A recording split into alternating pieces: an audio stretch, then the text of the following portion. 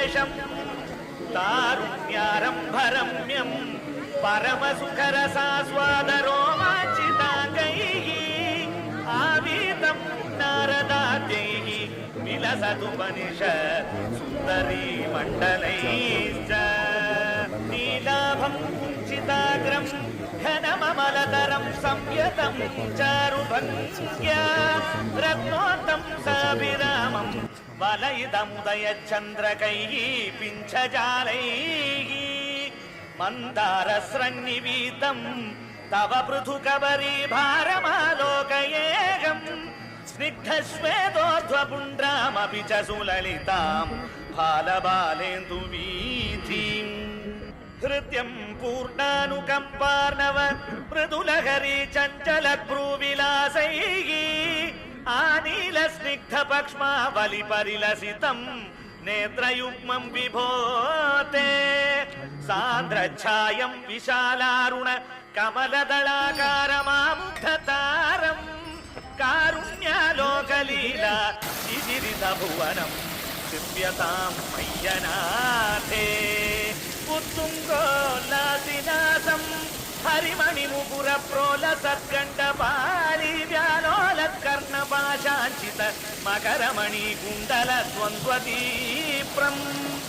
उन्मीलद्दन्तपङ्क्ति स्फुरदरुणधरच्छायबिम्बाधरान्तः प्रीतिप्रस्यल्दि मन्दस्मितमधुरतरं वक्त्रमुद्भासतां मे बाहुद्वन्द्वेन रत्नोज्ज्वलवलयभृता शोणपाणि प्रवाळेन उपातां वेणुनाळीं प्रसृतनखमयूखां गुळीसङ्गशाराम्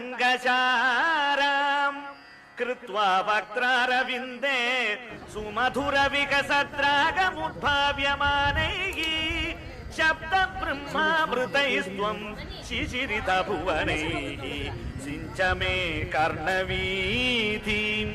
उत्सर्पत्कौस्तुभश्रीतदिभिररुणितं कोमलं कण्ठदेशं वक्षश्रीवत्सरम्यं तरलतरसमुद्दीप्रहारप्रतानम्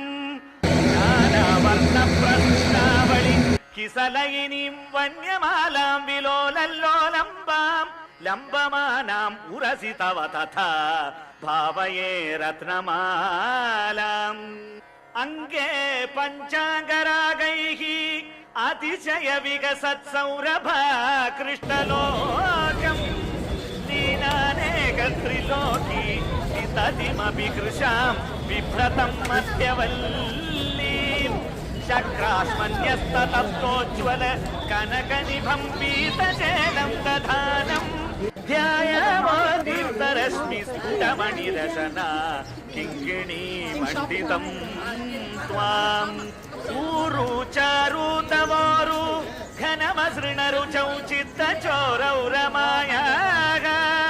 विश्वक्षोभं विशङ्क्य ध्रुवमनिशमुभौ पीतचेलावृताङ्गौ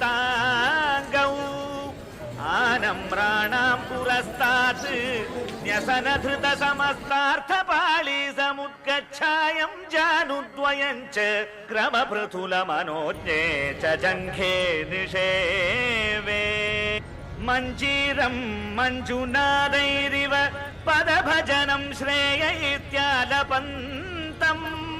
पादाग्रं भ्रान्तिमज्जत् प्रणतजनमनो मन्दरोद्धारकूर्मम्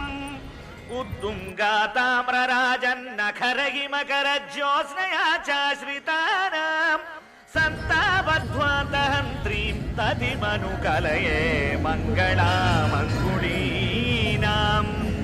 योगीन्द्राणां त्वदङ्गेष्वधिकसुमधुरं मुक्तिभाजां निवासो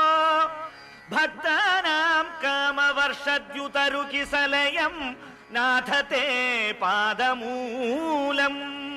नित्यं चित्तस्थितं मे पवनपुरपते कृष्णकारुण्यसिन्धो